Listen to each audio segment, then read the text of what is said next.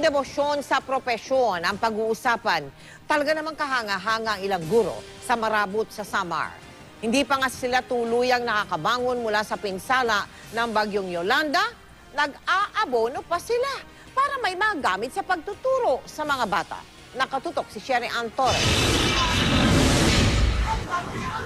Wala mang kwarto at limitado ang gamit, tuloy ang buhay ng mga bata sa Ferreras Elementary School.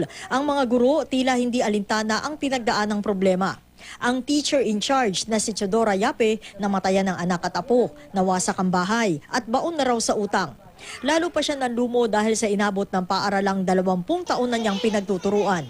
Umiyak talaga ako dahil sa nakita ko, parang hindi ko alam kung ano ang gagawin ko. Nung pumunta tayo dito sa Ferreras Elementary School no isang linggo, yung bahaging yon ng kanilang bubong botas. Pero ngayon, may takip na ito sa tulong na rin daw ng kanilang barangay officials at ng Parents Teachers Association. Yun nga lang, yung bintana dito nananatiling walang takip. At pag lumabas ka sa kwartong ito, pareho pa rin ang kwento.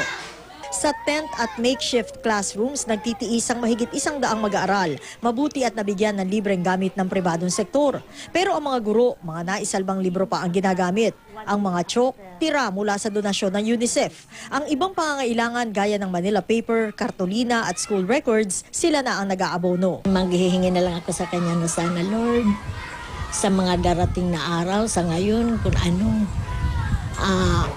bigyan, parang nag-aas lang ako sa kanya na kung maaari sana hanggat maaga pa maanuhan na kami ng yung mga kakulangan namin dito.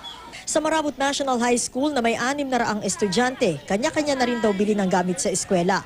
Mabuti at naire-reimburse nila ang gastos pagkaraan na isang buwan. Nadagdagan pa ang kanilang pasanin matapos ang bagyong Yolanda. Ngayon, kailangan nilang lingguhang pumunta sa Tacloban City para mag-research at magpa-print ng teaching material sa grade 9. Sarili namin pera ginagasto namin. Madalas talaga ginagawa namin dahil kailangan para sa pagtuturo namin. Mula rito sa Leyte, Sherry Ann Torres, Nakatutok, 24 Oras.